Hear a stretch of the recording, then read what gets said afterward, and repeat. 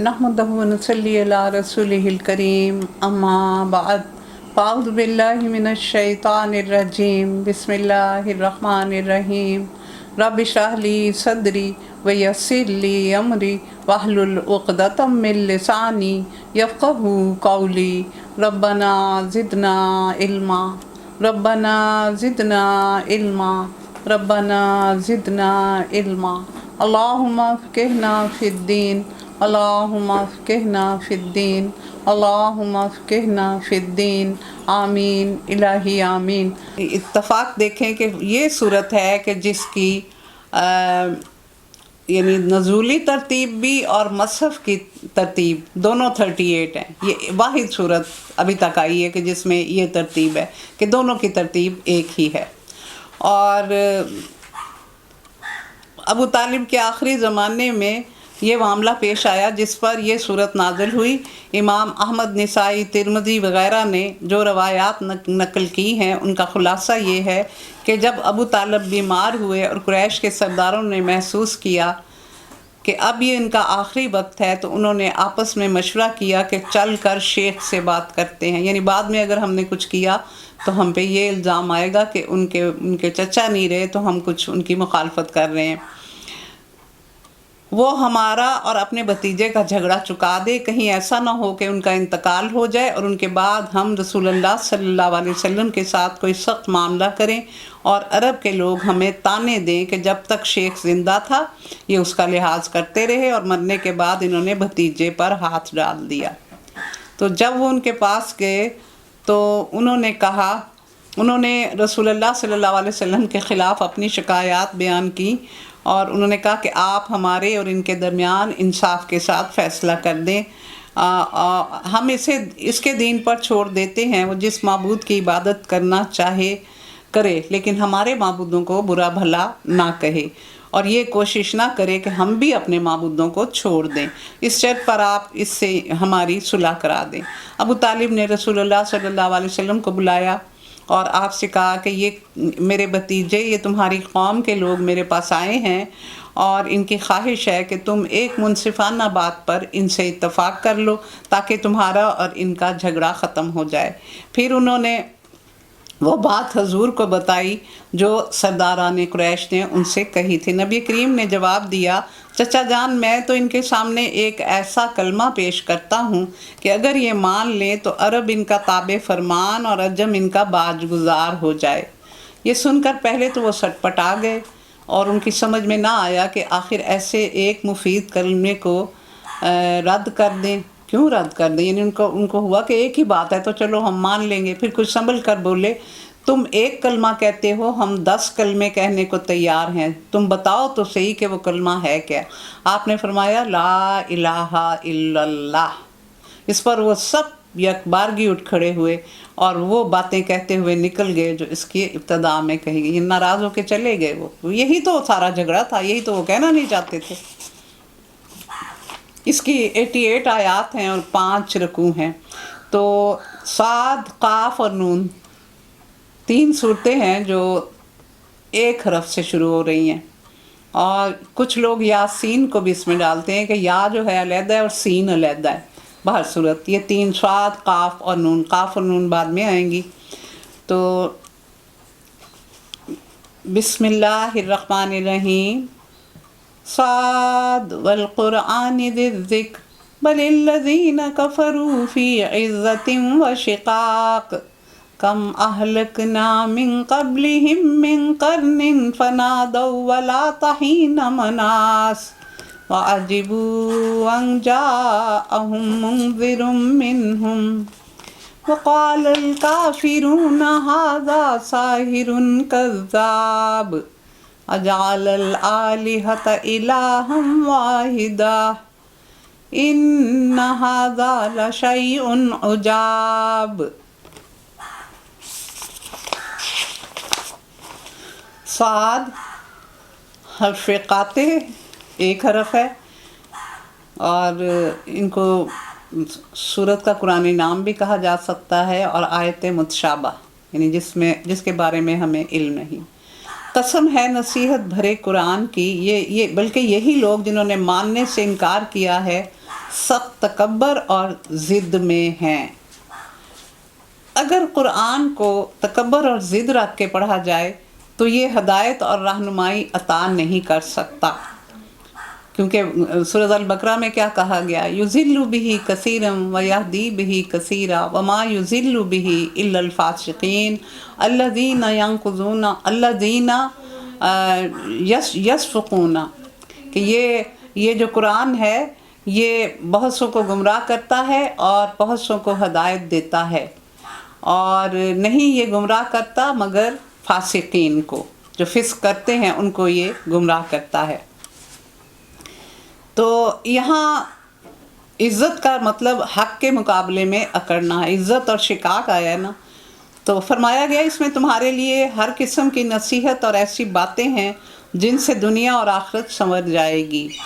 اور ابن کثیر نے دونوں معنی کو صحیح کہا ہے، کیونکہ قرآن عظمت اور شان کا حامل بھی ہے اور متقین کے لیے نصیحت اور عبرت بھی، یعنی ان کے لیے یہ دونوں چیزیں بھی اس میں ہیں۔ قسم کھا کے کہا گیا کہ یہ بات اس طرح نہیں بنتی جس طرح کفار کہتے ہیں، یعنی یہ کہا گیا قسم کھا کے، اللہ تعالیٰ نے کہا کہ یہ ذکر ہے، یہ یاد ذکر کا مطلب نصیحت بھی ہوتا ہے اور یاد دہانی بھی۔ تو کتنی ہی قوموں کو ہم ہلاک کر چکے، جب ان کی شامت آئی تو وہ چیخ اٹھے، مگر اب وہ وقت بچنے کا نہیں تھا، کیونکہ وہ آپ کو کیا کہتے تھے جادوگر ہیں، کاہن ہیں، شاعر ہیں۔ تو اللہ تعالیٰ فرما رہے ہیں نہیں، میرا رسول ایسا نہیں، یہ تو میں نے اس پر نازل کیا۔ بار بار اللہ تعالیٰ رسول اللہ صلی اللہ علیہ وسلم کی یعنی برات کرتے ہیں ان باتوں سے جو وہ ان کے متعلق کہتے تھے۔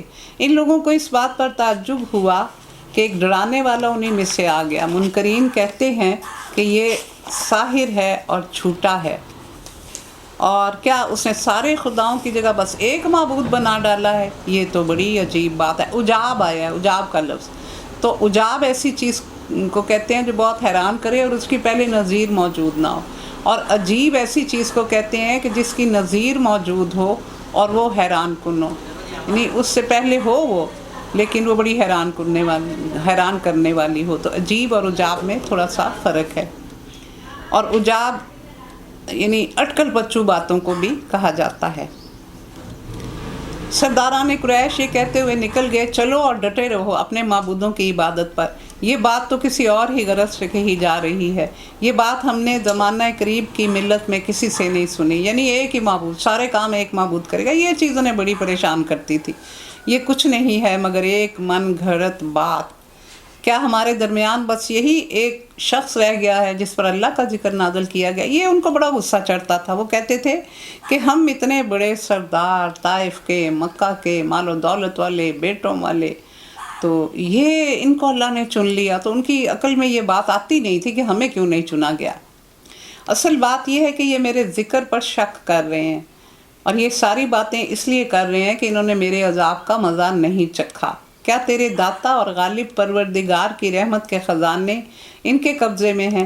کیا یہ آسمان و زمین اور ان کے درمیان کی چیزوں کے مالک ہیں؟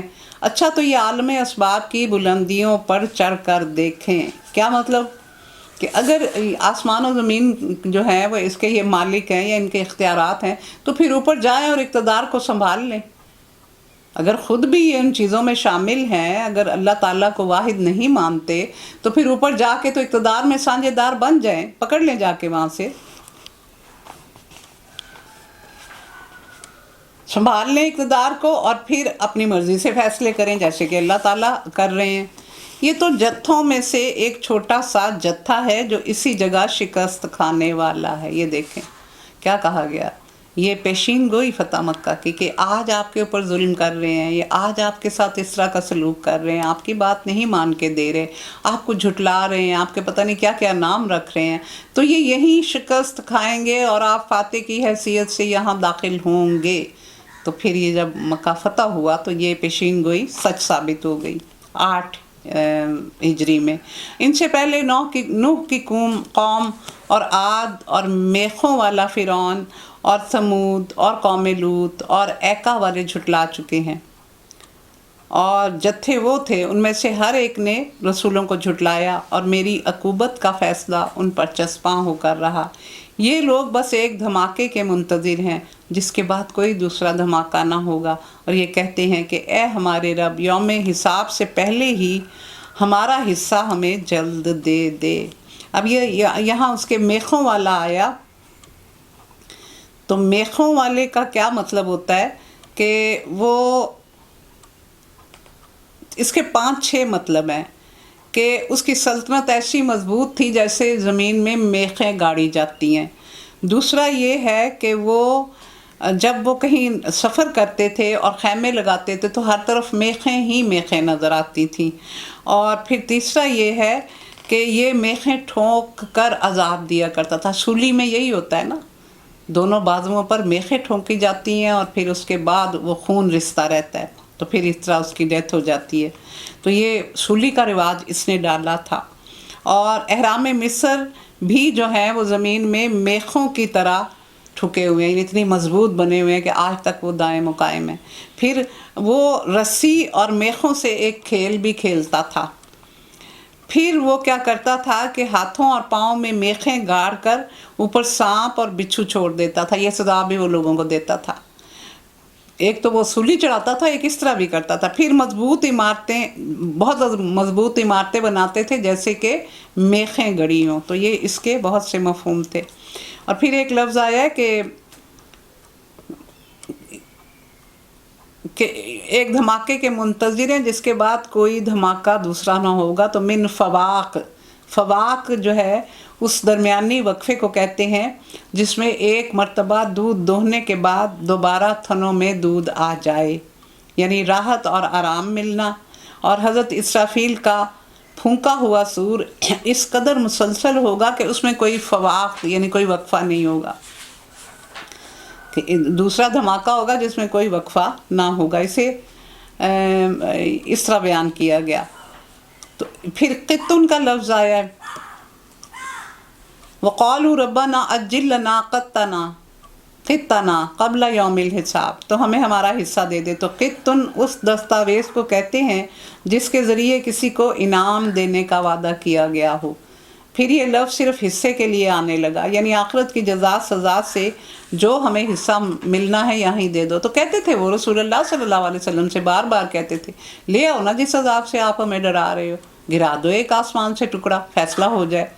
تو اس میں اسی چیز کا ذکر کیا گیا۔ اے نبی صبر کرو ان باتوں پر جو یہ لوگ بناتے ہیں، اور ان کے سامنے ہمارے بندے داؤد کا قصہ بیان کرو جو بڑی قوتوں کا مالک تھا، ہر معاملے میں اللہ کی طرف رجوع کرنے والا۔ ہم نے پہاڑوں کو اس کے لیے مسخر کر دیا تھا جو صبح و شام اس کے ساتھ تسبیح کرتے تھے۔ تو یہاں ہاتھوں والا ذی العید کہا گیا حضرت داؤد علیہ السلام کو، تو اس کا مطلب یہ ہے کہ وہ بہت قوتوں کے مالک تھے، جسمانی قوتیں بھی تھیں۔ انہوں نے جالوت کو شکست دے دی تھی، اور وہ بڑا گرینڈیل پہلوان تھا، کوئی اس کے مقابلے میں نہیں آ رہا تھا۔ آپ 13-14 سال آپ کی عمر تھی، آپ نے فلاخن کا پتھر مار کے اس کو مارا تھا۔ تو یہ خوبی بھی، اور پھر فوجی اور سیاسی طاقت جس سے انہوں نے گرد و پیش کی قوموں کو شکست دے کر ایک بڑی اسلامی سلطنت قائم کر لی تھی۔ اخلاقی طاقت جس کی بدولت انہوں نے بادشاہی میں فقیری کی، ہمیشہ اللہ سے ڈرتے اور اس کی حدود کی پابندی کرتے رہے۔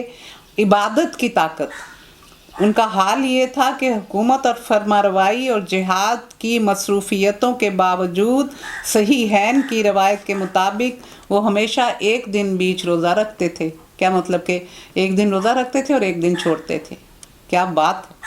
اور روزانہ 1/3 رات نماز میں گزارتے تھے۔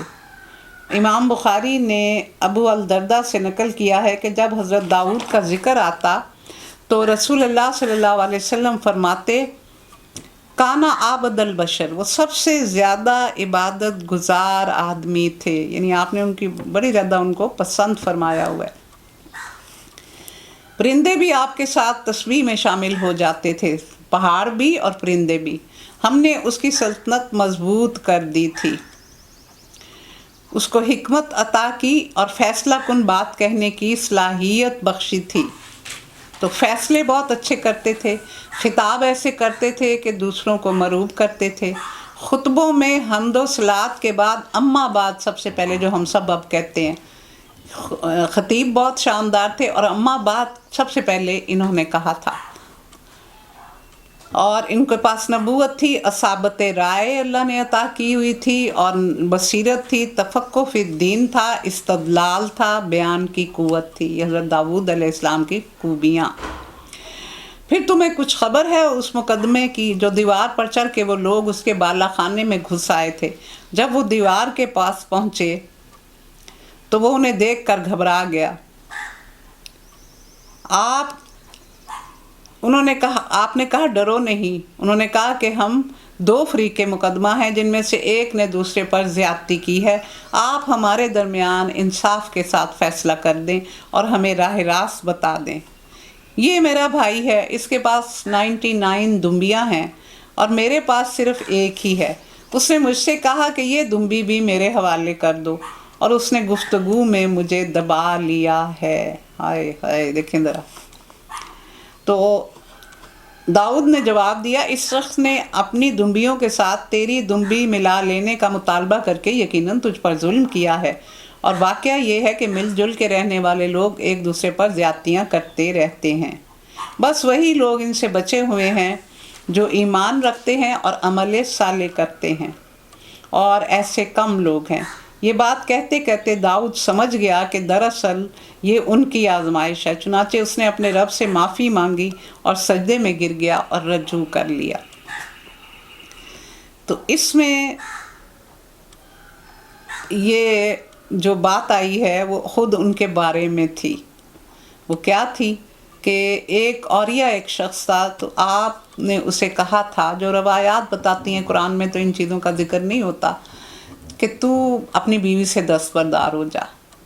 تو اب اس کا مطلب واقعی یہ نہیں ہے کہ آپ کی 99 بیویاں ہوں، یا ہو سکتا ہے واقعی یہ مطلب ہو، لیکن زیادہ امکان یہ ہے کہ آپ کے پاس کافی بیویاں تھیں. تو آپ نے جب یہ کہا تو یہ چیز اللہ کو پسند نہ آئی، تو آپ کو سمجھانے کے لیے پھر یہ طریقہ اختیار کیا گیا تھا. تو انہوں نے استغفار کیا. تو استغفار کی بہت ہی وہ بتائی گئی ہے، مطلب اس کو بہت زیادہ اہمیت ہے استغفار کی، کہ اگر خوشحالی میں پڑا جائے تو خوشحالی بڑھ جاتی ہے، سکون بڑھ جاتا ہے، اور اگر تکلیف میں اس کو پڑھا جائے تو وہ کم ہو جاتی ہے. یعنی ہر حال میں یہ چیز فائدہ ہی دیتی ہے. تو ان کے لیے آیا کہ وہ اشراق، یعنی وہ حضرت داؤد علیہ السلام کے لیے آیا ہے کہ وہ صبح شام وہ اس کے ساتھ تسبیح کرتے تھے. عشی والاشراق، تو اشراق کا لفظ ہے، اس کا کیا مطلب ہوتا ہے؟ صلاۃ الضحیٰ، صبح کا وقت جب دھوپ زمین پر پھیل گئی ہو. جامع ترمذی میں حضرت ابو ہریرہ سے روایت ہے کہ آپ نے فرمایا، جو شخص صلاۃ الضحیٰ کی پابندی کرے اس کے گناہ بخش دیے جاتے ہیں، خواہ وہ سمندر کی جھاگ جتنے ہوں.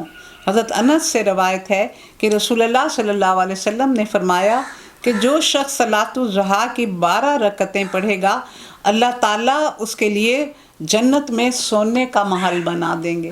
اور رسول اللہ صلی اللہ علیہ وسلم کا معمول 4 رکعت پڑھنے کا تھا. اللہ ہم سب کو اس کی پابندی کی توفیق عطا کرے. تب ہم نے وہ اس کا قصور معاف کیا. وہ یقیناً ہمارے نیک بندوں میں سے تھا، اور ہمارے ہاں اس کے لیے تقرب کا مقام اور بہتر انجام ہے. ہم نے اس سے کہا، اے داؤد، ہم نے تجھے زمین پر خلیفہ بنایا، لہٰذا تو لوگوں کے درمیان حق کے ساتھ حکومت کر اور خواہش نفس کی پیروی نہ کر. وہ تجھے اللہ کی راہ سے بھٹکا دے گی، اور جو لوگ اللہ کی راہ سے بھٹکتے ہیں یقیناً ان کے لیے سخت سزا ہے کہ یہ یوم الحساب کو بھول جاتے ہیں. یعنی دنیا میں جتنے بھی معبود بنائے جاتے ہیں ان میں سب سے زیادہ خطرناک معبود انسان کا اپنا نفس ہے، کہ وہ اس طرح دھوکہ دیتا ہے کہ انسان کو پتہ ہی نہیں چلتا کہ وہ کس طرح برگلا رہا ہے. تو یعنی بہادر وہ نہیں جس نے پہلوان کو پچھاڑ دیا، بہادر وہ ہے جس نے اپنے نفس کو پچھاڑ دیا، یعنی اس کی خواہشات کو دبا دیا، ان کے مطابق نہیں چلا، اس پہ چلا جس سے اس کا رب راضی ہو. اور ہم نے اس آسمان اور زمین کو اور اس دنیا کو جو ان کے درمیان ہے فضول پیدا نہیں کیا. یہ تو ان لوگوں کا گمان ہے جنہوں نے کفر کیا، اور ایسے کافروں کے لیے بربادی ہے جہنم کی آگ سے۔ کیا ہم ان لوگوں کو جو ایمان لاتے اور نیک اعمال کرتے ہیں اور ان کو جو زمین میں فساد کرتے ہیں یکساں کر دیں گے؟ یہاں ایمان کا ذکر آیا نا، تو ایمان علماء کرام نے اس کے 3 عناصر بتائے ہیں۔ ایک ہے الہیات، الہیات میں اللہ تعالیٰ کا ذکر، اس کی خصوصیات، اس کی شان اور شرک اور اس کے نواقص بیان کیے جاتے ہیں۔ دوسرا ہے نبوات، اس میں نبوت کے بارے میں، رسول اور نبی کے بارے میں، اور اس کے علاوہ جو ان کو معجزات عطا کیے جاتے ہیں ان کے بارے میں ذکر کیا جاتا ہے، رسول اور نبی کا فرق بھی بتایا جاتا ہے۔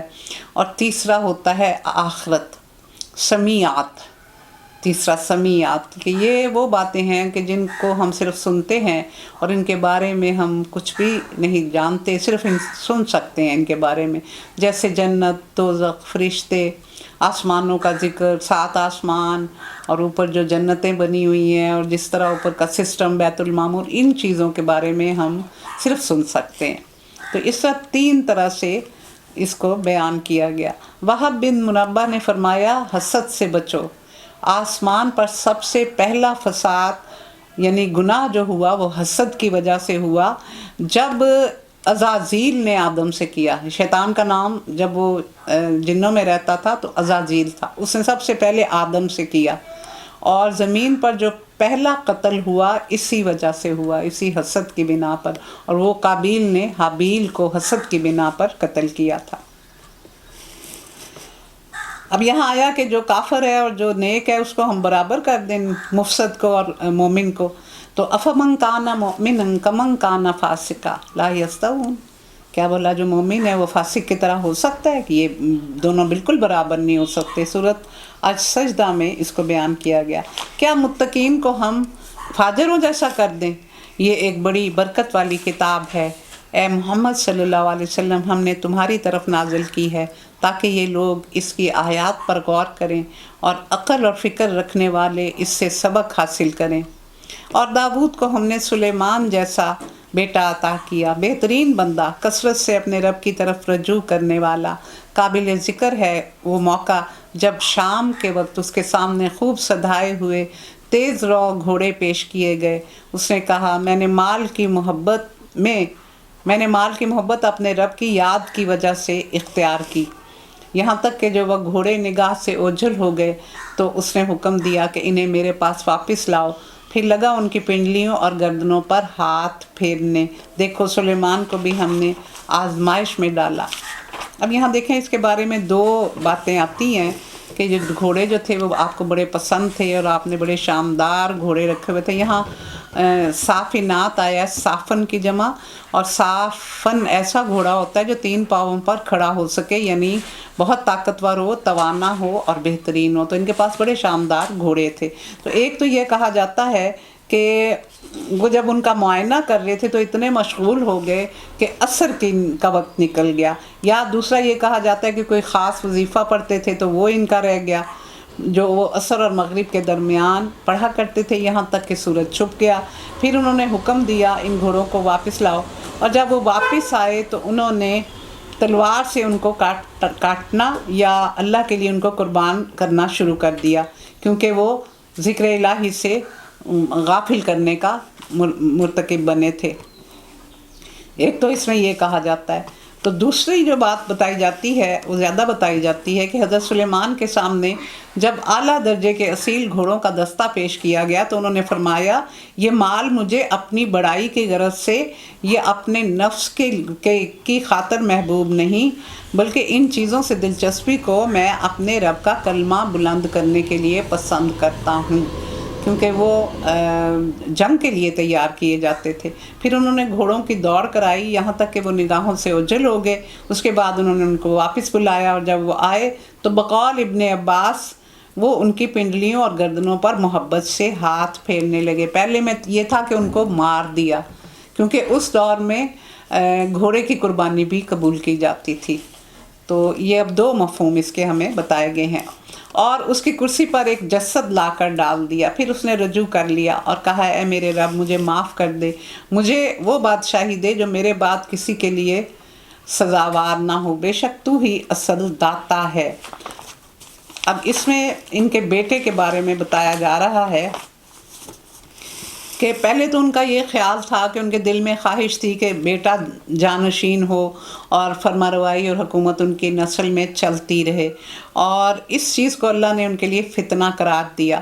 اور پھر وہ انہوں نے اس سے اپنے دل کو پلٹا لیا تھا، یعنی پھر وہ اس دعا سے باز آ گئے تھے، کیونکہ انہوں نے پھر اپنے بیٹے کو اپنا خلیفہ بننے کا اعلان اپنی زندگی میں بالکل نہیں کیا تھا، کیونکہ رجام ان کا بیٹا تھا جو کہ اہل نہیں تھا اس چیز کا. تو پھر آپ نے جب آپ کا انتقال ہوا تو آپ نے کوئی وصیت اپنے بیٹے کے بارے میں نہیں کی تھی، لیکن لوگوں نے از خود حضرت داؤد کی وفات کے بعد رجام کو خلیفہ بنا لیا، لیکن وہ نااہل تھا تو وہ 12 ریاستیں بنی، اور پھر 10 لوگ جو تھے 10 ریاستیں بالکل علیحدہ ہو گئیں، اور ان کے پاس صرف ایک ریاست رہ گئی تھی، اور جس کا نظام سنبھالنا بھی اس کے بس میں نہیں تھا. یہودا کا قبیلہ بیت المقدس کے تخت سے صرف وابستہ رہ گیا، اور 10 قبیلے شمالی فلسطین کا علاقہ لے کر علیحدہ ہو گئے تھے. تو یہ اس بارے میں ہے. ہم نے اس کے لیے ہوا کو مسخر کر دیا جو اس کے حکم سے نرمی کے ساتھ چلتی تھی جدھر وہ چاہتا تھا، اور شیاطین کو مسخر کر دیا، ہر طرح کے معمار اور غوطہ خور اور دوسرے جو پابند سلاسل تھے. یہ ہماری بخشش ہے، تجھے اختیار ہے، جسے چاہے دے اور جس سے چاہے روک لے، کوئی حساب نہیں. یقیناً اس کے لیے ہمارے ہاں تقرب کا مقام اور بہتر انجام ہے. اور ہمارے بندے ایوب کا ذکر کرو، جب اس نے اپنے رب کو پکارا کہ شیطان نے مجھے سخت تکلیف اور عذاب میں ڈال دیا. مسنی الشیطان بنصب و عذاب. تو نصب کیا ہے؟ جسمانی تکلیف، عذاب، مالی ابتلا، سب کچھ اس میں آتا ہے. اور یہ 13 سال کہا جاتا ہے. زیادہ روایات یہی بتاتی ہیں کہ یہ 13 سال بہت خراب بیماری میں مبتلا رہے تھے، اور ان کے جسم میں کیڑے پڑ گئے تھے، اور سارا کچھ ان سے چلا گیا تھا جو کچھ بھی تھا. صرف ایک بیوی پاس رہ گئی تھی جو خدمت کرتی تھی. تو پھر جب انہوں نے یہ دعا مانگی تو پھر ہم نے اسے کہا کہ اپنا پاؤں زمین پر مار، یہ ہے ٹھنڈا پانی نہانے کے لیے اور پینے کے لیے. ہم نے اسے اس کے اہل و عیال واپس دیے، اور اس کے ساتھ اتنے ہی اور، یعنی پھر دوبارہ ان کو یہ سب کچھ مل گیا، اور اپنی رحمت، اپنی طرف سے رحمت کے طور پر، اور عقل اور فکر رکھنے والوں کے لیے درس کے طور پر. دراصل شیطان نے کہا تھا نا کہ ان کے بارے میں تھا کہ یہ بڑے صابر ہیں، ان کا صبر ایوب بڑا مشہور ہے. تو اس نے کہا تھا کہ یہ صبر کیا ہے، آپ کو اللہ نے اتنی نعمتیں دی ہوئی ہیں، پتہ تو چلے نا جب آزمائش آئے. تو پھر ان پہ یہ سخت آزمائش آئے، اور جس میں یہ پورے اترے تھے. اور عقل اور فکر رکھنے والوں کے لیے درس ہے. ہم نے اس سے کہا تنکوں کا ایک گٹھا لے اور اسے مار دے اور اپنی قسم نہ توڑ. تو یہ ہوا کیا تھا کہ یہ کسی بات پر اپنی بیوی سے ناراض ہو گئے تھے،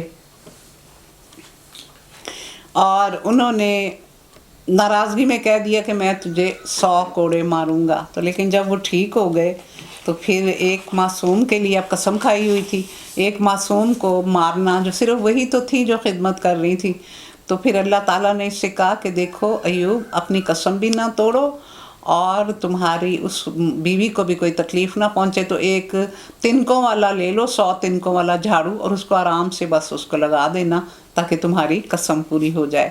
ہم نے اسے صابر پایا، بہترین بندہ، اپنے رب کی طرف بہت رجوع کرنے والا. اور ہمارے بندوں ابراہیم، اسحاق اور یعقوب کا ذکر کرو، بڑی قوت عمل رکھنے والے دیدہ ور لوگ تھے.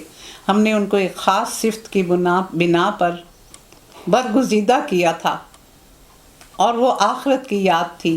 یقیناً ہمارے ہاں ان کا شمار چنے ہوئے نیک لوگوں میں ہوتا تھا. اور دلوں کا زنگ دور کرنے والی 2 چیزیں ہوتی ہیں. یہ ہمارے لیے بہت ہی پلے باندھنے والی بات ہے. تلاوت قرآن پاک. تلاوت کا مطلب ناظرہ نہیں ہوتا، तलऊ का मतलब होता है पीछे पीछे चलना। तो पीछे इंसान कब चलता है? जब उसका तर्जमा आए, जब उसकी तफसीर का पता हो, जब उसकी शान नज़ूल का पता हो, जब उसके वाक़यात का पता हो, उसके हालात का पता हो, और वो उसको उस पर तफक्कर किए बगैर और उसको सीखे बगैर नहीं आ सकता। तो तिलावत कुरान पाक करना और मौत को बहुत याद रखना, ये दो चीज़ें दिलों के ज़ंग को दूर कर देती हैं।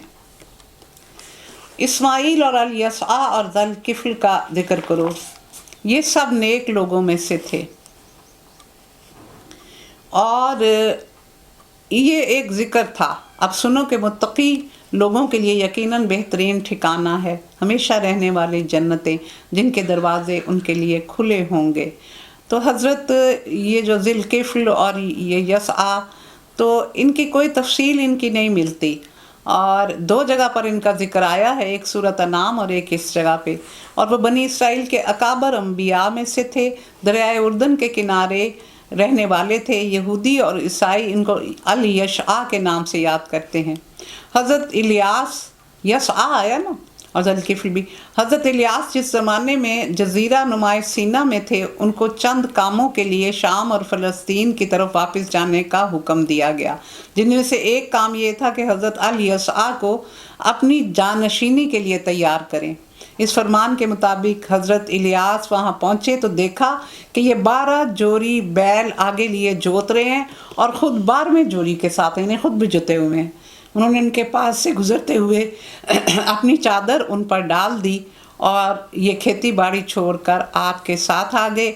10-12 साल उनके ज़ेर तरबियत रहे, फिर अल्लाह ने उनको उठा लिया। तो ये इनके बारे में जो हमें मिलता है।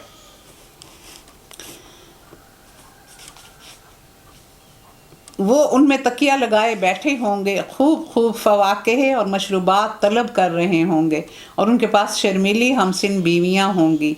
ये वो चीज़ें हैं जिन्हें हिसाब के दिन अता करने का तुमसे वादा किया जा रहा है। ये हमारे रिस्क है, ये हमारा रिस्क है जो कभी ख़त्म होने वाला नहीं। ये इंसान का रिस्क नहीं ना जिसका फ़िक्र लगा रहता है। ये तो है मुत्तकीन का अंजाम, और सरकशों के लिए बदतरीन अंजाम है जहन्नम, जिसमें वो झुलसाए जाएंगे। बहुत ही बुरी क़यामगाह है, और ये है उनके लिए। बस मज़ा चखें खौलते हुए पानी, पीप और लहू का, और इसी किस्म की दूसरी चीज़ों का। और ये एक लश्कर तुम्हारे पास घुसा चला आ रहा है, और कोई खुश आमदेद इनके लिए नहीं। ये आग में झुलसने वाले हैं। वो उनको जवाब देंगे, नहीं बल्कि तुम ही जुद से जा रहे हो। कोई खैर मकदम तुम्हारे लिए नहीं, तुम ही तो ये अंजाम हमारे आगे लाए हो। कैसी है ये बुरी जाए करार, यानी जिनकी वजह से वो जहन्नम में जाएंगे, और पैरोकार भी और जिनकी पैरवी की जाएगी। तो दोनों के ये झगड़े हो रहे होंगे। वो कहेंगे कि हम तो खुद गुमराह थे, हम तुम्हें क्या रास्ता दिखाते। तो वो दोनों का ठिकाना एक ही होगा। हज़रत ताऊस बीमार को कम खाने की नसीहत फरमाया करते थे। अल्लाह ने बीमार और तंदुरुस्त दोनों के लिए कम खाने से बेहतर कोई दवा पैदा नहीं की। बीमारी खाने से आती है, फरिश्ते बीमार नहीं होते क्योंकि वो कुछ नहीं खाते। तो आजकल ये जो अफ्तारी का, ये ख़ास तौर पे मैंने इसलिए ज़िक्र किया है कि ये अफ्तारी को इतनी ज़्यादा अहमियत देना कि सारे ज़रूरी काम छोड़ के बस टेबल पर बहुत ज़्यादा चीज़ें अफ्तार के लिए रखना, ये कोई पसंदीदा अमल नहीं है। मैं ये नहीं कह रही कि अफ्तार ना किया जाए, सादगी अल्लाह को पसंद है। ज़्यादा फ्राइड चीज़ें, ज़्यादा इस तरह का तमाम, तो ये तो सब्र का महीना है, तो हर चीज़ में सब्र मतलूब है। बिल्कुल दरमियाना काम करें, और बस जिससे अच्छा गुजारा हो जाए। बहुत ज़्यादा लेविश चीज़ें करना, बहुत ज़्यादा ऐसा, ये मैं बहुत दिन से आपको समझाना चाह रही थी। फिर वो कहेंगे, हमारे रब जिसने हमें इस अंजाम को पहुंचाने का बंदोबस्त किया, उसको दोज़ख का दोहरा अज़ाब दे। उनके झगड़े हो रहे हैं ना, पैरवी करने वाले और जिनकी पैरवी की जा रही थी, वो दोनों लड़ रहे हैं। वो आपस में कहेंगे, क्या बात है, हम उन लोगों को कहीं नहीं देखते जिन्हें हम दुनिया में बुरा समझते थे। बुरा किसको समझते थे? गुलामों को, थोड़ी हैसियत वाले लोगों को, जिनके पास माल दौलत नहीं था, उनको हमने यूं ही उनका मजाक बना लिया था, या वो कहीं नज़रों से ओझल हैं। बेशक ये बात सच्ची है, اہل دوزخ میں یہی کچھ جھگڑے ہونے والے ہیں کہ ہم تو ان کو کچھ سمجھ ہی نہیں سکتے، ہمیں تو پتہ ہی نہیں تھا کہ یہ اتنے درجات کے حامل ہیں، تو وہ تو جنتوں میں بیٹھے ہوں گے اور یہ جل رہے ہوں گے آگ میں۔ اے نبی ان سے کہو میں تو بس خبردار کرنے والا ہوں، کوئی حکیم کی معبود نہیں مگر اللہ جو یکتا ہے۔ وما من الہ الا اللہ الواحد القہار، سب پر غالب، آسمانوں اور زمین کا مالک اور ان ساری چیزوں کا مالک جو ان کے درمیان ہیں، زبردست درگزر کرنے والا۔ ان سے کہو یہ ایک بڑی خبر ہے جس کو سن کر تم منہ پھیرتے ہو۔ کیا بڑی خبر ہے؟ کہ لا الہ الا اللہ، رسول یہ میری طرف سے آئے ہیں، میں نے انہیں رسول بنایا، قرآن یہ میں بھیج رہا ہوں، یہ میری طرف سے نازل ہو رہا ہے۔ ان سے کہو مجھے اس وقت کی خبر نہ تھی جب ملا اعلیٰ میں جھگڑا ہو رہا تھا، مجھ کو تو وہی کے ذریعے یہ باتیں اس لیے بتائی جاتی ہیں کہ کھلم کھلا خبردار کرنے والا بنوں، کہ یہ اللہ تعالیٰ میں مجھے بتا رہے ہیں اور میرے اوپر وحی کا نزول ہوتا ہے۔ اللہ تعالیٰ بھی یہ کہہ رہے ہیں اور رسول اللہ صلی اللہ علیہ وسلم کہ میں نذیر مبین، تمہیں بچانے آیا ہوں، تمہیں خبردار کرنے آیا ہوں۔ نذیر ہوتا ہے جو برا وقت آنے سے پہلے خبردار کرے۔ تو اس مکہ میں یہ رواج تھا کہ جب قافلوں کے حملہ کرنے کا خطرہ ہوتا تھا تو پہاڑی پر ایک شخص کو بٹھایا جاتا تھا اور اس کا نام نذیر ہوتا تھا، خبردار کرنے والا، اور جب وہ دور سے کسی قافلے کو دیکھتا تھا کہ وہ حملہ کرنے کے لیے آ رہا ہے تو یہ انٹرنیٹ وغیرہ اور موبائل تو تھے ہی نہیں کہ وہ بتا سکے، اگر وہ نیچے آتا ہے اور بتاتا ہے تو اتنی دیر میں تو وہ لوٹ کے واپس چلے جائیں گے، تو وہ کپڑے اتار دیتا تھا تاکہ لوگوں کو پتہ چل جائے، تو اس کا نام تھا نذیر اریاں، یعنی خبردار کرنے والا برا وقت آنے سے پہلے، تو لوگ پھر اپنی بچت کر لیتے تھے، اپنا بچاؤ کر لیتے تھے۔ اب اس میں حضرت آدم علیہ السلام کا قصہ بیان کیا جا رہا ہے، اور یہ قصہ سورۃ البقرہ، سورۃ الاعراف، سورۃ الحجر، بنی اسرائیل، طٰہٰ، کہف اور صاد، یعنی اس صورت میں بیان ہوا ہے۔ تو کیا کہا جا رہا ہے کہ جب تیرے رب نے فرشتوں سے کہا میں مٹی سے ایک بشر بنانے والا ہوں، جب میں اسے پوری طرح بنا دوں اور اس میں اپنی روح پھونک دوں تو تم اس کے آگے سجدے میں گر جانا۔ اس حکم کے مطابق فرشتے سب کے سب سجدے میں گر گئے، یعنی سجدہ تعظیمی، مگر ابلیس نے اپنی بڑائی کا گھمنڈ کیا اور وہ کافروں میں سے ہو گیا۔ رب نے فرمایا اے ابلیس تجھے کیا چیز اس کو سجدہ کرنے سے مانی ہوئی جب میں نے اسے اپنے دونوں ہاتھوں سے بنایا تھا۔ دیکھیں اللہ تعالیٰ کہہ رہے ہیں دونوں ہاتھوں سے میں نے بنایا ہے، تو ہاتھ سے مراد اللہ کی قدرت، اس کی قوت، اس کی عظمت ہے۔ جب اللہ تعالیٰ کسی چیز کا خصوصی شرف ظاہر کرنا چاہتے ہیں تو اسے اپنی طرف منسوب کر لیتے ہیں، جیسے کعبہ کو بیت اللہ، اللہ کا گھر، حضرت صالح کی اونٹنی کو ناقۃ اللہ، اللہ کی اونٹنی، اور حضرت عیسیٰ کو کلمۃ اللہ۔ یہاں حضرت آدم کے لیے یہ فضیلت ہے کہ میں نے اپنے ہاتھوں سے بنایا ہے۔ تو بڑا بن رہا ہے یا تو ہے ہی کچھ اونچے درجے کی ہستیوں میں سے؟ اس نے جواب دیا انا خیر منہ خلقتنی من نار وخلقتہ من طین، میں تو بہت اچھا ہوں، آگ سے بنا ہوں، یہ تو حقیر مٹی سے بنا ہے، پاؤں میں روندی جاتی ہے، میں اس سے افضل ہوں۔ تکبر آ گیا نا، یہی تکبر انسانوں میں ہے، اب اس نے اپنی ذریت میں یہ ڈالا ہوا ہے۔ فرمایا اچھا تو یہاں سے نکل جا، تو مردود ہے۔ مردود کون ہوتا ہے؟ پھٹکارا ہوا، پھینکا ہوا، مارا ہوا، رجم کرنا ہوتا ہے پتھر مارنا، مارا ہوا۔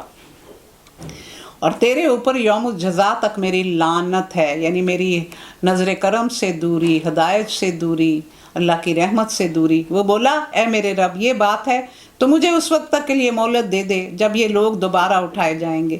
فرمایا اچھا تجھے اس روز تک کی مہلت ہے جس وقت کا وقت مجھے معلوم ہے۔ اس نے کہا تیری عزت کی قسم میں ان سب کو بہکا کے رہوں گا سوائے تیرے ان بندوں کے جنہیں تو نے خالص کر لیا ہے۔ اللہم اجعلنا منہم، اللہم اجعلنا منہم۔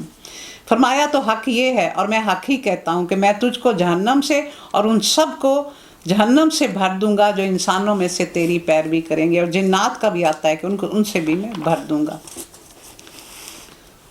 قال ما اسألكم علیہ من اجر وما انا من المتکلفین ان هو الا ذکر للعالمین ولتعلمن نبأہ بعد حین۔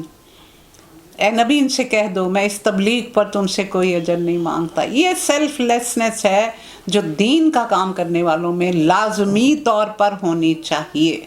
اگر یہ جذبہ نہیں ہے، اگر یہ اسپرٹ نہیں ہے تو اور کچھ ہے، یعنی میرا نام ہو، لوگوں میں میری مشہوری ہو، یا پرسنل گین کوئی معاوضہ ملتا ہو، تو پھر یہ بات نہیں آتی ہے۔ سیلف لیس ہو کے بالکل یہ کام کرنا ہوتا ہے۔ اور نہ میں بناوٹی لوگوں میں سے ہوں، یہ تو ایک نصیحت ہے تمام جہان والوں کے لیے۔ تھوڑی ہی مدت گزرے گی کہ تمہیں اس کا حال خود معلوم ہو جائے گا، یعنی ان کا انجام۔ تو کیا ہوا؟ سب سے پہلے یوم بدر 70 مارے گئے، اس کے بعد فتح مکہ، اور موت، اور پھر موت تو ہر ایک کے لیے ہے، اس وقت بھی سب نظر آ جاتا ہے، اور پھر قیامت کہ جو کمی بیشی رہ جائے گی وہ قیامت والے دن بالکل کھل کے سامنے آ جائے گی۔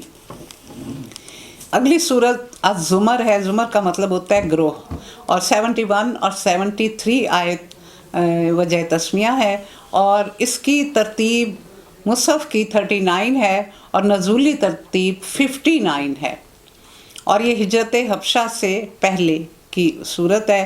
اور اس کی آیت نمبر 10 میں ہمیں یہ اشارہ ملتا ہے وَأَرْضُ اللَّهِ وَاسِعَةٌ، کہ اللہ کی زمین بڑی وسیع ہے۔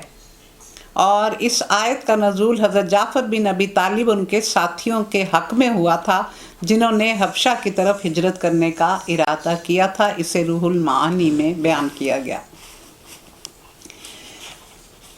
اعوذ باللہ من الشیطان الرجیم، بسم اللہ الرحمن الرحیم، تنزیل الکتاب من اللہ العزیز الحکیم، انا انزلنا الیک الکتاب بالحق فاعبد اللہ مخلصا لہ الدین الا للہ الدین الخالص والذین اتخذوا من دونہ اولیاء ما نعبدهم الا لیقربونا الی اللہ زلفی ان اللہ یحکم بینہم فیما ہم فیہ یختلفون ان اللہ لا یہدی من ہوا کاذب کفار۔ اللہ کے نام کے ساتھ جو رحمان اور رحیم ہے۔ اس کتاب کا نزول اللہ زبردست اور دانا کی طرف سے ہے۔ اے رسول، یہ کتاب ہم نے تمہاری طرف برحق نازل کی ہے، لہٰذا تم اللہ ہی کی بندگی کرو اور دین کو اس کے لیے خالص کرتے ہوئے۔ خبردار، دین خالص اللہ کا حق ہے۔ دین خالص بالکل خالص ہو، بے آمیز ہو، اطاعت اور بندگی اللہ کا حق ہے۔ لا موجودہ الا اللہ، لا مطلوبہ الا اللہ، لا مقصودہ الا اللہ، لا محبوبہ الا اللہ، لا الہ الا اللہ۔ لا جو ہے وہ شرک کی نفی ہے، یہ شروع میں آ رہا ہے۔ ہر چیز کو چھوڑ دو، الا اللہ، مگر اللہ۔ رہے وہ لوگ جنہوں نے اس کے سوا دوسرے سرپرست بنا رکھے ہیں کہ ہم تو ان کی عبادت صرف اس لیے کرتے ہیں کہ وہ اللہ تک ہماری رسائی کرا دیں۔ یہ جو انہوں نے اللہ کی بیٹیاں بنایا ہوا تھا، اسی نظریے میں بنایا ہوا تھا کہ باپ کو بیٹیوں سے بہت پیار ہوتا ہے، تو یہ ہماری دعائیں بھی پہنچائیں گی اور قیامت والے دن ہماری سفارش بھی کریں گی۔ تو یہ عقیدہ تھا ان کا۔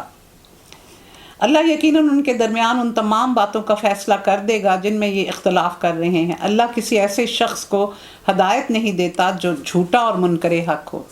یہ جو ہم نے پڑھی کہ خالص دین اللہ کے لیے، تو حضرت ابو ہریرہ سے روایت ہے کہ ایک شخص نے رسول اللہ صلی اللہ علیہ وسلم سے عرض کیا، یا رسول اللہ، میں بعض دفعہ کوئی صدقہ اور خیرات کرتا ہوں یا کسی پر کوئی احسان کرتا ہوں تو میری نیت اللہ کی رضا جوئی کی بھی ہوتی ہے اور یہ بھی کہ لوگ میری تعریف کریں۔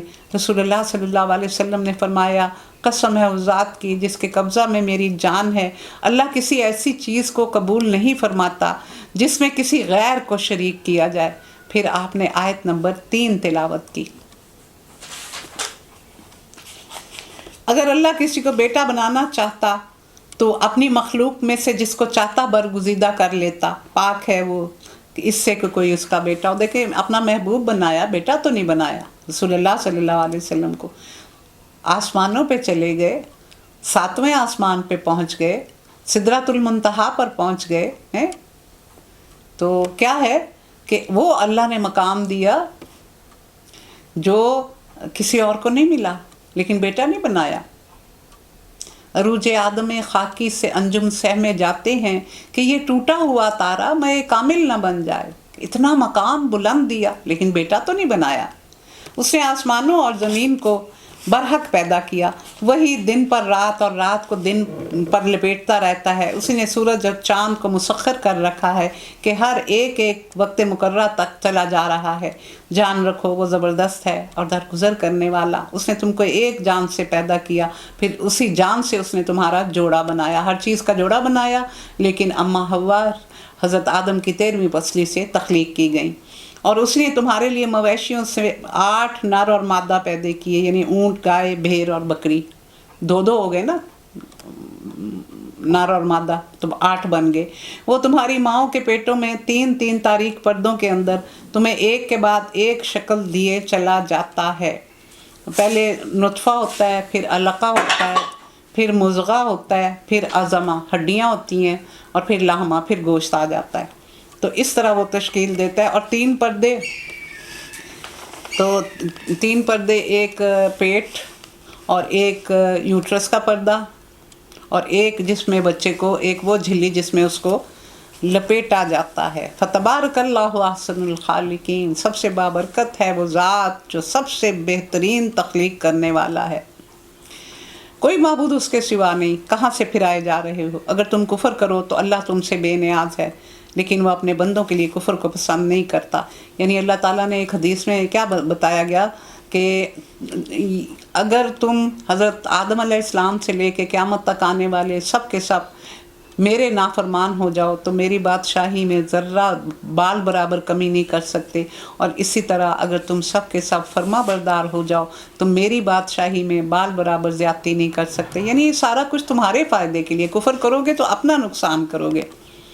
ایمان شکر گزاری ہے اور کفر احسان فراموشی، اور اگر تم شکر کرو تو اسے وہ تمہارے لیے پسند کرتا ہے. لئن شکرتم لازیدنکم. کوئی بوجھ اٹھانے والا کسی دوسرے کا بوجھ نہ اٹھائے گا. آخر تم سب کو اپنے رب کی طرف پلٹنا ہے، پھر وہ تمہیں بتا دے گا کہ تم کیا کرتے رہے ہو. وہ تو دلوں کے حال جانتا ہے. اور جب کوئی آفت آتی ہے تو وہ انسان اپنے رب کی طرف رجوع کر کے اسے پکارتا ہے. پھر جب رب اس کو نعمت دے دیتا ہے تو پھر وہ اس مصیبت کو بھول جاتا ہے جس میں وہ اسے پکار رہا تھا، اور دوسروں کو اللہ کا ہمسر ٹھہراتا ہے تاکہ اس کی راہ سے گمراہ کرے. اے نبی ان سے کہو تھوڑے دن اپنے کفر سے لطف اٹھا لو، یقیناً تم جہنم میں جانے والے ہو. اور کیا اس شخص کی روش بہتر ہے یا اس شخص کی جو متی فرمان ہے، رات کی گھڑیوں میں کھڑا رہتا ہے اور سجدے کرتا ہے اور آخرت سے ڈرتا ہے اور اپنے رب کی رحمت سے امید لگائے بیٹھا ہے. ان سے پوچھو قل هل يستوي الذين يعلمون والذين لا يعلمون انما يتذكر اولو الالباب، کہ جو علم والا ہے، جاننے والا ہے، جو کچھ نہیں جانتا، وہ برابر ہو سکتے ہیں. نصیحت تو عقل رکھنے والے ہی قبول کرتے ہیں. تو یہاں آیا نا قوموا للہ، اور کانت کا لفظ آیا کہ جو اللہ کے لیے کھڑے ہوتے ہیں اور کانت ہیں.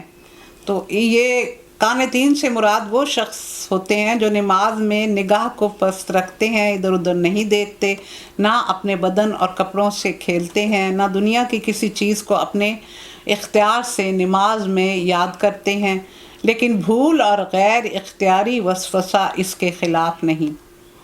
یہ قانت کی تعریف بتائی گئی. پھر آنا اللیل، وہ کیا ہے کہ رات کی گھڑیاں، رات کا شروع حصہ، رات کا درمیانی حصہ اور اس کا آخری حصہ.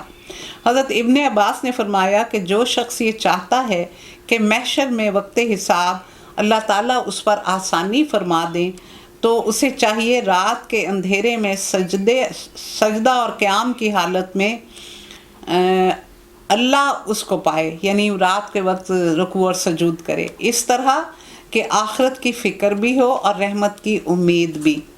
بعض حضرات نے مغرب اور عشاء کے درمیان کے وقت کو بھی آنا اللیل کہا ہے کہ اگر وہ اس وقت عبادت کرتے رہتے ہیں، اسے قرطبی میں بیان کیا گیا۔ تو اور اے نبی کہو، اے میرے بندو جو ایمان لائے ہو، اپنے رب سے ڈرو۔ جن لوگوں نے اس دنیا میں نیک رویہ اختیار کیا ہے ان کے لیے بھلائی ہے، اور اللہ کی زمین بڑی وسیع ہے۔ صبر کرنے والوں کو تو ان کا اجر بے حساب ملے گا۔ یہ اللہ کی جو زمین وسیع ہے تو اس میں ہجرت حبشہ کی طرف اشارہ ہے۔ تو یہ ان لوگوں کے لیے ہے کہ جن کو بہت اذیتیں دی جا رہی تھیں، تو ان کو یہ کہا گیا کہ تم پھر اس سرزمین کو چھوڑ دو۔ اور ویسے بھی یہ حکم ہے کہ اگر کوئی جگہ تنگ ہو جائے انسان کے لیے اور وہ اسلام کے مطابق بھی اپنی زندگی بسر وہاں نہ کر پا رہا ہو تو اسے ہجرت کر لینی چاہیے۔ اور اگر اس کو روزگار نہ مل رہا ہو پھر بھی وہ ہجرت کر سکتا ہے، کیونکہ سفر وسیلہ ظفر ہوتا ہے۔ اب یہاں آیا کہ وہ شخص جو علم رکھتا ہے اور جو نہیں رکھتا یہ دونوں برابر نہیں، آیت نمبر 9 میں کہا گیا۔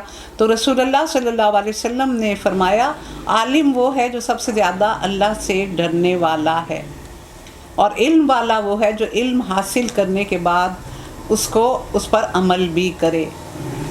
عالم بے عمل بے فائدہ ہوتا ہے، یعنی جو خود عمل نہیں کرتا۔ تو ایک سب سے بڑی نشانی یہ ہوتی ہے کہ جو دوسروں کو بتانے والا شخص ہوتا ہے، اگر اس کی بات آپ کے دل میں اتر رہی ہے تو یہ ایک طرح سے اس کی بے گناہی کا ثبوت بھی بن جاتی ہے کہ یہ شخص یقیناً اللہ کو یاد کرنے والا ہے اور اخلاص سے کر رہا ہے۔ کیونکہ جو لوگ اور مقاصد کے لیے کرتے ہیں اللہ ان کی زبان میں اثر نہیں دیتا۔ یہ ایک بالکل سادہ سا ٹیسٹ ہوتا ہے کہ اگر کسی شخص کی بات دل میں اترے، اثر کرے، تو یہ اس کی سچائی کی ضامن ہوتی ہے۔ یہاں یہی کہا گیا۔ اور صبر کرنے والوں کو اجر بن مانگے اور بے حساب دیا جائے گا۔ تو اجر جو صبر کا ہے اس وقت میزان عدل نہیں رکھی جاتی صبر کے لیے، وہ اللہ تعالیٰ اپنی مرضی سے بے انت اور بے حساب دیتے ہیں۔ اے نبی ان سے کہو مجھے حکم دیا گیا ہے کہ دین کو اللہ کے لیے خالص کر کے اس کی بندگی کروں، اور مجھے حکم دیا گیا ہے کہ سب سے پہلے میں خود مسلم بنوں۔ یعنی پریکٹیکل ڈیمونسٹریشن، آپ نے سب کچھ ہمیں کر کے دکھایا۔ کوئی چیز آپ ایسی تشنا نہیں چھوڑ کے گئے کہ ہماری سمجھ میں نہ آتی ہو۔ آپ کی حدیث، آپ کی سنت، آپ کی اسوائے حسنہ، آپ کی سیرت، ہر چیز کھول رہی ہے کہ ہمیں زندگی کیسے بسر کرنی ہے۔ کہو اگر میں اپنے رب کی نافرمانی کروں تو مجھے ایک بڑے دن کے عذاب کا خوف ہے۔ کہہ دو میں تو اپنے دین کو اللہ کے لیے خالص کر کے اس کی بندگی کروں گا، تم اس کے سوا جس چیز کی بندگی کرنا چاہو کرتے رہو۔ یعنی جب کوئی نہ ہی مانے پھر یہ کہا جاتا ہے۔ اصل دیوالیے تو وہی ہیں جنہوں نے قیامت کے روز اپنے آپ کو اور اپنے اہل و عیال کو گھاٹے میں ڈال دیا۔ خوب سن رکھو، یہی کھلا دیوالیہ ہے۔ دیوالیہ کیا ہوتا ہے کہ آدمی کاروبار میں سرمایہ لگائے تو وہ ڈوب جائے، بازار میں لوگوں کے مطالبے اتنے بڑھ جائیں کہ وہ سارا کچھ دے کے بھی ان سے نہ بچ سکے۔ یہی استعارہ کفار اور مشرکین کے لیے اللہ نے استعمال کیا کہ انسان کی زندگی، عمر، عقل، جسم، قوتیں، قابلیتیں، ذرائع، مواقع، جتنی چیزیں بھی دنیا میں حاصل ہیں ان کا مجموعہ دراصل وہ سرمایہ ہے جسے وہ حیات دنیا کے کاروبار میں لگاتا ہے۔ اور یہ سارا سرمایہ کسی شخص نے اس مفروضے پر لگا دیا کہ کوئی رب نہیں یا بہت سے رب ہیں اور مجھے کہیں حساب نہیں دینا، تو پھر محاسبے کے وقت یہ خالی ہاتھ ہوگا، کیونکہ اس نے تو سارا کچھ دنیا میں ہی اپنا لگا دیا تھا۔ ان پر آگ کی چھتریاں اوپر سے چھائی ہوں گی اور نیچے سے بھی، یعنی اوپر اور نیچے آگ ہوگی۔ اور پھر کیا آتا ہے آخری صورتوں میں کہ اوپر سے پھر ڈھکنا بند کر دیا جائے گا۔ یہ وہ انجام ہے جس سے اللہ اپنے بندوں کو ڈراتا ہے۔ پس اے میرے بندو میرے غضب سے بچو، بخلاف اس کے جن لوگوں نے طاغوت کی بندگی سے اجتناب کیا اور اللہ کی طرف رجوع کر لیا، ان کے لیے خوشخبری ہے۔ اے نبی بشارت دے دو میرے ان بندوں کو جو میری بات کو غور سے سنتے ہیں اور اس کے بہترین پہلو کی پیروی کرتے ہیں۔ یہ وہ لوگ ہیں جن کو اللہ نے ہدایت بخشی اور یہی دانش مند ہے، آسن پہلو کی طرف آتے ہیں، اس کے بہترین پہلو کی طرف آتے ہیں۔ تو آسنا کیا ہے؟ فیتبعون آسنہ، کہ انتقام اور اف دونوں جائز ہیں مگر معاف کر دینا آسن ہے۔ حسن اور آسن میں فرق ہوتا ہے، عظیمت اور رخصت دونوں کی اجازت ہے مگر عظیمت افضل ہوتی ہے۔ تو پھر کیا آیا کہ اللہ نے ان کو ہداہم کہ اللہ نے ان کو ہدایت دے دی۔ تو کیسے اللہ نے ان کو ہدایت دے دی؟ کہ اللہ کی طرف سے ہدایت یافتہ ہیں یہ لوگ، باتیں سب کی سنتے ہیں، کفار کی بھی، مومنین کی بھی، حق کی بھی، باطل کی بھی، مگر اتباع صرف اس کا کرتے ہیں جو احسن ہو، توحید اور شرک میں سے توحید کا، حق اور باطل میں سے حق کا، اور اگر حق کے مختلف درجات ہیں تو احسن کا، کہ جو سب سے اچھا ہے۔ کہا جاتا ہے کہ یہ آیت زید بن عمراؤ، ابو ذر غفاری اور سلمان فارسی کے بارے میں نازل ہوئی کہ حضرت زید بن عمراؤ زمانہ جاہلیت میں بھی بت پرستی سے نفرت کرتے تھے۔ یہ وہی تھے جنہوں نے 60 بچیوں کو بچا کے پالا تھا اور ان کی شادیاں کی تھیں، اور یہ ان کو منع کرتے تھے، بت پرستی تھی، اور جو ان کے استھانوں پر جانور ذبح کیے جاتے تھے یہ نہیں کھاتے تھے۔ اب حضرت ابو ذر غفاری اور سلمان فارسی مشرکین یہود و نصارہ سے باتیں سنتے اور ان کے طور طریقے دیکھنے کے بعد ایمان لائے تھے، اور قرآنی تعلیمات کو سب سے احسن پا کر انہوں نے ترجیح دی تھی۔ اسے قرطبی نے بیان کیا گیا۔ اس شخص کو کون بچا سکتا ہے جس پر عذاب کا فیصلہ چسپاں ہو چکا ہو؟ کیا تم اسے بچا سکتے ہو جو آگ میں گر چکا ہو؟ البتہ جو لوگ اپنے رب سے ڈر کر رہ رہے ہیں ان کے لیے بلند عمارتیں ہیں، منزل پر منزل بنی۔ دیکھیں یہ ملٹی سٹوری بلڈنگز ہیں جنت میں، یہ کم ذکر آیا لیکن یہاں آ گیا، جن کے نیچے نہریں بہہ رہی ہیں۔ یہ اللہ کا وعدہ ہے، اللہ کبھی اپنے وعدے کے خلاف نہیں کرتا۔ کیا تم نہیں دیکھتے کہ اللہ نے آسمان سے پانی برسایا، پھر اس کو سوتوں اور چشموں اور دریاؤں کی شکل میں زمین کے اندر جاری کر دیا، پھر اس پانی کے ذریعے سے وہ کھیتیاں نکالتا ہے جن کی قسمیں مختلف ہیں، پھر وہ کھیتیاں پک کر سوکھ جاتی ہیں، پھر وہ زرد ہو جاتی ہیں، پھر اللہ ان کو بھس بنا دیتا ہے۔ در حقیقت اس میں ایک سبق ہے عقل رکھنے والوں کے لیے۔ اب کیا وہ شخص جس کا سینہ اللہ نے اسلام کے لیے کھول دیا، افمن شرح اللہ صدرہ للاسلام فہو علی نور من ربہ فویل للقاسیۃ قلوبہم من ذکر اللہ اولئک فی ضلال مبین۔ تو جس کا سینہ کھول دیا اور وہ روشنی میں چل رہا ہے، اس شخص کی طرح ہو سکتا ہے جس نے ان باتوں سے کوئی سبق نہ لیا ہو؟ تباہی ہے ان لوگوں کے لیے جن کے دل اللہ کی نصیحت سے اور زیادہ سخت ہو گئے، وہ کھلی گمراہی میں پڑے ہوئے ہیں۔ شرح صدر آیا ہے یہاں، یہ اس کا ذکر قرآن میں بہت آتا ہے۔ یہ 3 کیفیات ہوتی ہیں، ایک شرح صدر دل کا کھل جانا، اور ایک ضیق صدر دل کا بھنچ جانا، اور ایک ہوتی ہے قساوت قلبی، یہ بدترین قسم ہے۔ شرح صدر بہترین کہ انسان کا دل ایمان کے لیے کھل گیا، اس میں روشنی ہے، بصیرت ہے، اور ضیق قلبی جو ہے کہ دل بھنچا رہتا ہے، کوئی کسی وقت کوئی اچھی بات دل میں چلی جاتی ہے لیکن گھٹا گھٹا رہتا ہے، اور جو قساوت قلبی ہے کہ وہ تو سیاہ ہو جاتا ہے اور اس میں صلاحیت ہی ختم ہو جاتی ہے کہ کوئی اچھی بات کو اپنے اندر ایبزارب کر سکے۔ حضرت عبداللہ بن مسعود سے روایت ہے کہ رسول اللہ صلی اللہ علیہ وسلم نے جب یہ آیت تلاوت فرمائی 22 آیت، تو ہم نے آپ سے اس کا مطلب پوچھا۔ آپ نے فرمایا جب نور انسان کے دل میں داخل ہوتا ہے تو اس کا قلب وسیع ہو جاتا ہے، جس سے احکام الہیہ کو سمجھنا اور ان پر عمل کرنا آسان ہو جاتا ہے۔ ہم نے پوچھا علامت کیا ہے اس کی؟ آپ نے فرمایا ہمیشہ رہنے والے گھر کی طرف مائل ہونا، اور دھوکے کے گھر یعنی دنیا سے دور رہنا اور آخرت کی فکر کرنا، اور موت کے آنے سے پہلے اس کی تیاری کرنا۔ شرح صدر، اللہ نے بہترین کلام اتارا ہے، ایک ایسی کتاب جس کے تمام اجزاء ہم رنگ ہیں اور جس میں مضامین بار بار دہرائے گئے ہیں۔ یہ دیکھیں اللہ نے اپنی آیات کو بار بار دہرایا ہے، مثالیں دے دے کر سمجھایا ہے، تو اس میں اس چیز کا کہا گیا ہے۔ اسے سن کر ان لوگوں کے رونگٹے کھڑے ہو جاتے ہیں جو اپنے رب سے ڈرتے ہیں، اور پھر ان کے جسم اور ان کے دل نرم ہو کر اللہ کی طرف راغب ہو جاتے ہیں۔ یہ اللہ کی ہدایت ہے جس سے وہ راہ راست پر لے آتا ہے جسے چاہتا ہے، اور جسے اللہ ہی ہدایت نہ دے اس کے لیے کوئی ہدایت دینے والا نہیں ہے۔ اب اس شخص کی بدحالی کا تم کیا اندازہ کر سکتے ہو جو قیامت کے روز عذاب کی سخت مار اپنے منہ پر لے گا؟ ہائے، ایسے ظالموں سے تو کہہ دیا جائے گا کہ اب چکھو مزہ اس کمائی کا جو تم کرتے رہے ہو۔ حضرت عبداللہ بن عباس سے روایت کیا گیا کہ رسول اللہ صلی اللہ علیہ وسلم نے فرمایا کہ جس بندے کے بدن کے بال اللہ کے خوف سے کھڑے ہو جاتے ہیں، اللہ اس کے بدن پر دوزخ کی آگ حرام کر دیتا ہے۔ اسے قرطبی میں بیان کیا گیا۔ اور ایک اور بات ہے کہ جب ذکر کی محفل ہو اور قرآن کو یعنی تفکر اور تدبر کیا جا رہا ہو تو اس میں کچھ ایسی آیات آتی ہیں کہ انسان کا دل بڑا نرم پڑ جاتا ہے اور آنکھ سے آنسو آ جاتے ہیں. تو اگر ہزاروں کے مجمع میں سے ایک شخص کی آنکھ میں بھی آنسو ٹپک پڑے اور آ گئے تو وہ پوروں کی مغفرت کا ذریعہ بن جائے گا، سارے لوگوں کے لیے مغفرت بن جائے گا وہ. یعنی اللہ کو اتنا پسند ہے. تو یہاں اسی چیز کا ذکر کیا گیا. پھر آیا کہ وہ اپنے منہ پر ضرب لیتا ہے تو آدمی کو اپنا منہ سب سے زیادہ پسند ہوتا ہے. دیکھیں کبھی بھی لڑائی ہو رہی ہو تو کوئی دوسرا شخص اپنے منہ پہ ضرب نہیں آنے دیتا، لیکن وہاں کے حالات کیا ہوں گے کہ وہاں یہ مدافعت پر قدرت ہی نہیں رکھتے ہوں گے. وہ اپنے جسم کے ہر حصے پر چوٹ کھاتا رہتا ہے، منہ پر نہیں کھاتا، لیکن یہ بے بسی کی تصویر کھینچی گئی کہ وہ مار اپنے منہ پہ لے گا قیامت والے دن. حضرت عطا بن زیاد نے فرمایا جہنمی کو جہنم میں ہاتھ پاؤں باندھ کر گھسیٹ کر ڈالا جائے گا. اسے قرطبی نے بیان کیا کہ اس کو اس طرح وہاں پھینکا جائے گا کہ وہ اپنے منہ کو بھی نہیں بچا سکے گا.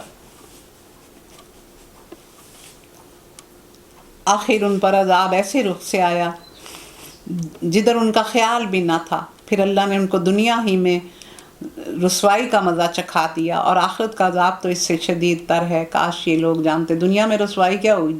ہر جنگ میں شکست تقریباً ہوئی اور پھر مکہ فتح ہو گیا. تو کیا ہوا پھر ان کے رہنے کے لیے؟ اب قیامت تک کے لیے یہ نان مسلمز اس میں نہیں رہ سکتے اور قوموں پر مختلف قسم کے عذاب بھی آتے رہے. ہم نے اس قرآن میں لوگوں کو طرح طرح کی مثالیں دی ہیں کہ یہ ہوش میں آئیں. ایسا قرآن جو عربی زبان میں ہے جس میں کوئی ٹیڑھ نہیں، اور تاکہ یہ برے انجام سے بچیں. اللہ ایک مثال دیتا ہے. ایک شخص تو وہ ہے جس کی ملکیت میں بہت سے کج خلق آقا شریک ہیں، یعنی اس کے بہت سے مالک ہیں اور وہ ان کا غلام ہے، اور جو اسے اپنی طرف کھینچتے ہیں. یعنی کوئی کچھ کہتا ہے، کوئی کچھ کہتا ہے، کوئی کچھ کہتا ہے. اور دوسرا شخص پورے کا پورا ایک آقا کا غلام ہے. کیا ان دونوں کا حال یکساں ہو سکتا ہے؟ اب یہاں کیا تمثیل دی گئی ہے؟ یعنی یہ جو مثال دی گئی ہے یہ پتھر کے بتوں کے لیے نہیں، یہ جیتے جاگتے آقاؤں پر ہے. یعنی عملاً آدمی کو متضاد حکم دیے جاتے ہیں اور وہ اس کو اپنی طرف کھینچتے ہیں، کیونکہ پتھر کے بت تو حکم دے ہی نہیں سکتے. یہ زندہ آقاؤں کے کرنے کے کام ہیں. ایک آقا آدمی کے اپنے نفس میں بیٹھا ہوا ہے جو طرح طرح کی خواہشات اس کے سامنے پیش کرتا ہے. سب سے بڑا آقا اس کا نفس ہے اور اسے مجبور کرتا ہے کہ وہ انہیں پورا کرے. دوسرے بے شمار آقا گھر، خاندان، برادری، اولاد، قوم اور ملک کے معاشرے میں، مذہبی پیشواؤں میں، حکمرانوں میں، قانون سازوں میں، کاروبار اور معیشت کے دائروں میں، دنیا کے تمدن پر غلبہ رکھنے والی طاقتوں میں ہر وقت موجود ہوتے ہیں جو انسان کو اپنی طرف کھینچتے رہتے ہیں. الحمدللہ. کیا دونوں کا حال یکساں ہو سکتا ہے؟ تو یقیناً وہ کہیں گے کہ نہیں. تو کہہ رہے ہیں اللہ کا شکر ہے اتنی بات تو مانتے ہو، مگر اکثر لوگ نادانی میں پڑے ہوئے ہیں. اے نبی تمہیں بھی مرنا ہے اور ان لوگوں کو بھی. اب موت کا مطلب ہوتا ہے دنیا سے کٹ جانا، اور فوت کا مطلب ہوتا ہے اللہ سے تعلق کٹ جانا. آخر کار قیامت کے روز تم سب اپنے رب کے حضور اپنا مقدمہ پیش کرو گے. پھر اس شخص سے بڑھ کے بڑا ظالم کون ہوگا جس نے اللہ پر جھوٹ باندھا اور جب سچائی اس کے سامنے آئی تو اسے جھٹلا دیا. اب دیکھیں اگر رسول ہیں تو وہ تو یہ کہیں، اس پر کوئی ایسا شخص کہے کہ میرے اوپر وحی نازل ہوتی ہے تو وہ سب سے بڑا ظالم ہے کہ وہ یہ جھوٹ کہے. جیسے کہ اس وقت کچھ لوگوں نے نبوت کا دعویٰ بھی کیا اور اس کے بعد بھی ہمیں مثالیں ملتی ہیں، تو وہ بھی بڑا ظالم ہے. اور جو رسول کو، سچے رسول کو جھٹلا رہے ہیں اور وہی کو نہیں مان رہے تو وہ بھی بڑے ظالم ہیں. تو یہ دونوں کے لیے آئے گا. کیا ایسے کافروں کے لیے جہنم میں کوئی ٹھکانہ ہے؟